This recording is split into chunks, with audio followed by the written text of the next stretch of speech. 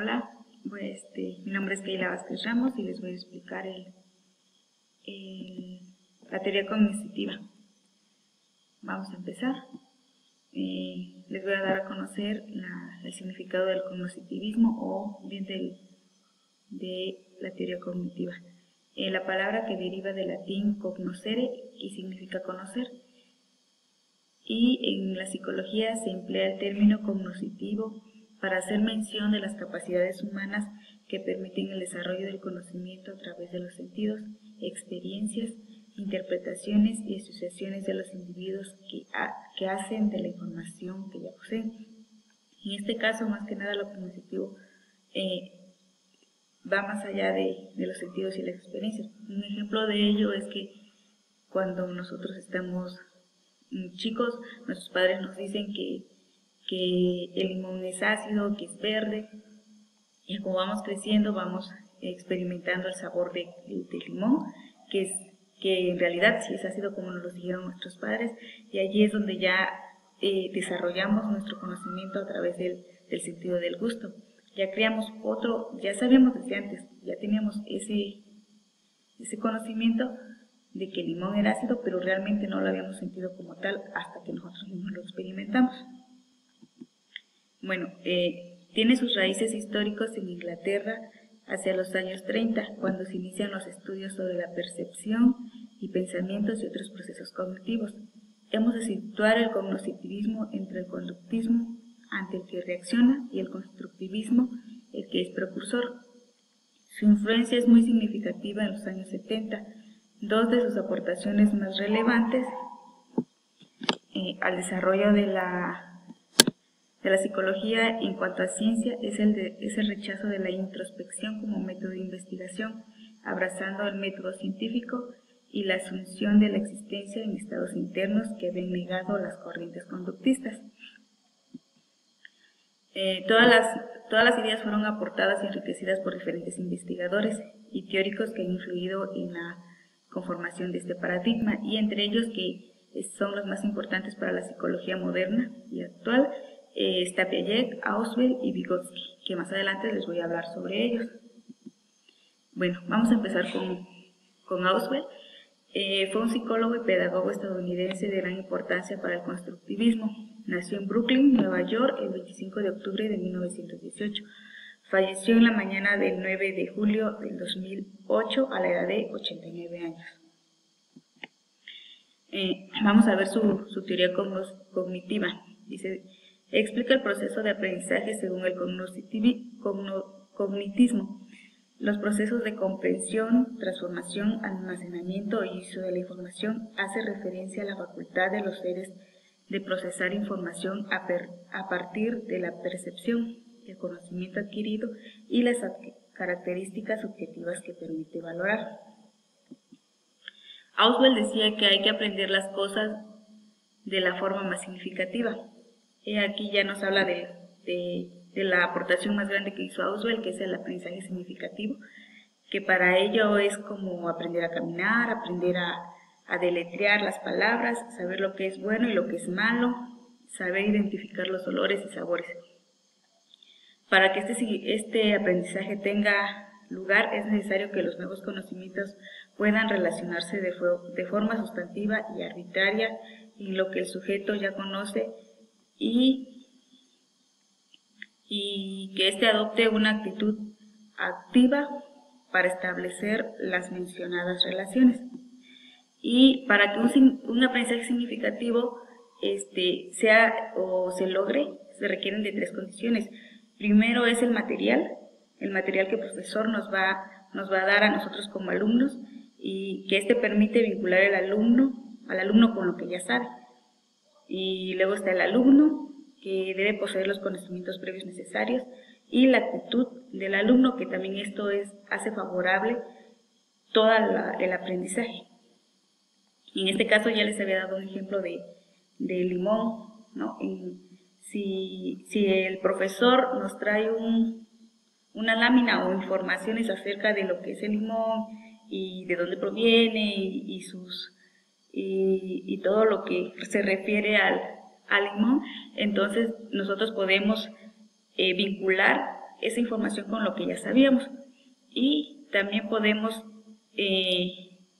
debemos dar a conocer al profesor todo lo que nuestros conocimientos que ya tenemos acerca de ese limón y nuestra disposición para que se logre también toda la clase para que sea favorable, que serían y abarcan los tres condiciones para que se logre el aprendizaje significativo según Ausubel.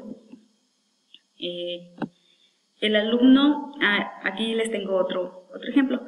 El alumno aprende los nombres de los animales de la granja y ve los libros y los asimila y aprende sus sonidos, los colores de los animales, si tienen manchas, si tienen orejas largas, todas sus características. Y así cuando van de visita a una granja y ya ven los animales en su ambiente natural y que están vivos, pues la relacionan con la información previa que ya habíamos recibido o que ya habían recibido estos niños en clase. Este sería un ejemplo de un aprendizaje significativo. Luego, para conseguir ese aprendizaje se debe tener un adecuado material, las estructuras cognitivas del alumno y sobre todo la motivación. Para él existen 3 tipos de aprendizaje significativo. Está el aprendizaje de representaciones, aprendizaje de conceptos y aprendizaje de proposiciones, que más adelante les voy a decir cada una de ellas. Bueno, vamos con el aprendizaje por presentaciones, que es el más elemental y de él dependen los demás tipos de aprendizaje.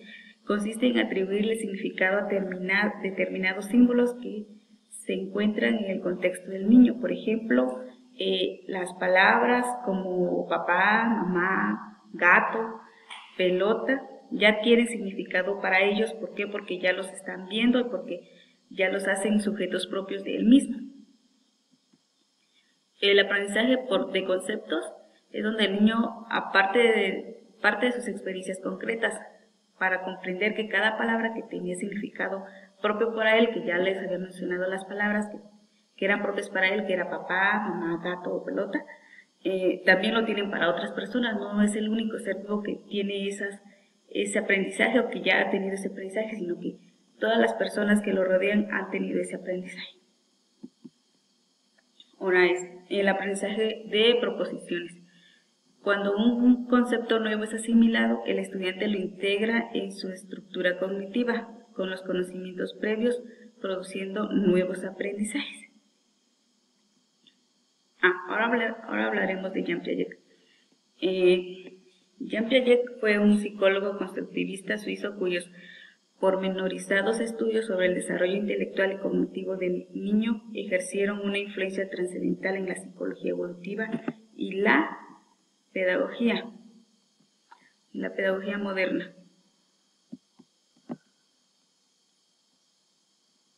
Para Jean Piaget, los principios de la lógica comienzan a desarrollarse antes que el lenguaje y se generan a través de las acciones sensoriales y motrices del bebé en interacción con el medio. Para Jean Piaget, en este caso, todos aprendemos desde que nacemos mediante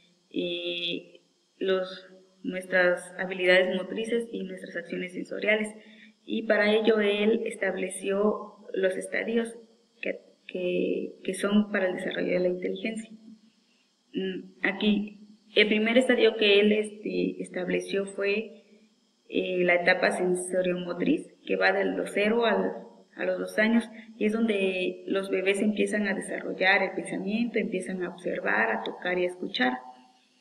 La segunda etapa o estadio es la preoperacional, que va de los 2 a los 7 años, y es donde el niño empieza a identificar símbolos como objetos reales, se vuelve más egocentrista, o sea que no acepta otra idea más que la de él y que toda la atención la tiene él, y luego amplía su lenguaje, que es donde empiezan a preguntar qué forma tiene el sol, que por qué es la noche, que por qué la luna, y todo ese tipo de cuestiones. Y la tercera etapa, en nuestra tercera etapa está la etapa de operaciones concretas, donde el niño ya tiene de 7 a 11 años, y es donde él empieza a resolver problemas más concretos, como es una división, una multiplicación, sumas y restas, y aprende también a clasificar. La cuarta etapa es la etapa de operaciones más formales, que va de los 11 años en adelante, donde ya se vuelve más científico, ya en él empieza a haber preocupaciones sobre su identidad y sobre la sociedad.